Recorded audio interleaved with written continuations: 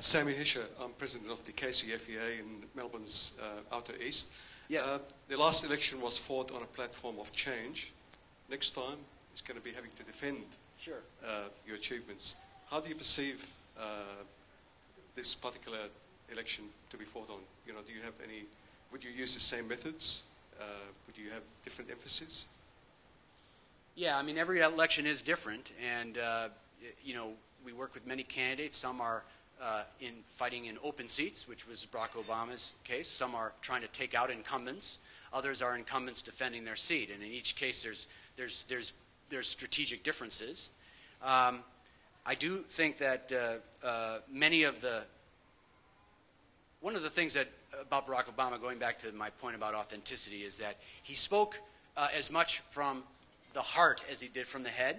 So Democrats, we're all policy wonks, and so we like to talk about our 10-point plans, and it turns out most people aren't policy wonks. They want to know sort of what makes you tick. And also people wanted to be inspired after 8 years of George Bush. And I think that Barack Obama was really able to inspire people. And I don't think that will change in 4 years. I think he can still be an inspirational president. And he can call on us to be our best selves and to do great things. And yes, he'll have to defend his record and he'll have to show accomplishments. But I think there's going to also be a need to continue to inspire the electorate. So I don't think that piece will change. And I think the campaign, again, will be as robust and technically efficient and as organizing focused as it was before. And that on the start will be a huge advantage for his campaign.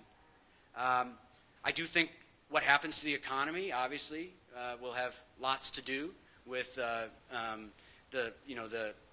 external factors in the country that will be going during the next election. You know, someone mentioned his popularity ratings, and you know, he inherited a terrible economy, and when you inherit that, you also inherit the approval ratings that go along with economic problems, right? And so that would be a major piece. He's set out big markers on major policy change. Healthcare and climate change are just two of them. There'll need to be progress on those two things. Let's hope Congress can help him a little bit on that. But I think actually from some angle, the campaign could be very much like it was before. A campaign that includes people, that excites people, that speaks to young people in particular.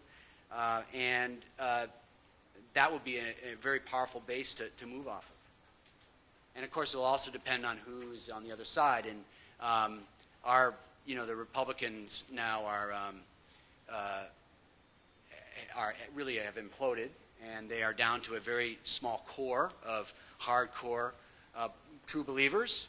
And they've got a long way to go to even get back to a point where they can compete successfully on the national stage. What's that? Yeah, they'll try to copy Obama, but again, you can't just sort of cut and paste if you're not saying something to people, right? And if you're not inspiring people to get involved. Brandon Veach from Australia.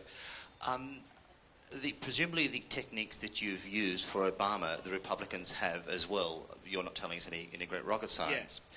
Throughout 20th and 21st century American political history, to the best of my knowledge, there's only been one non-incumbent election, and that, of course, was George Sr. taking over from the very successful Ronald Reagan model.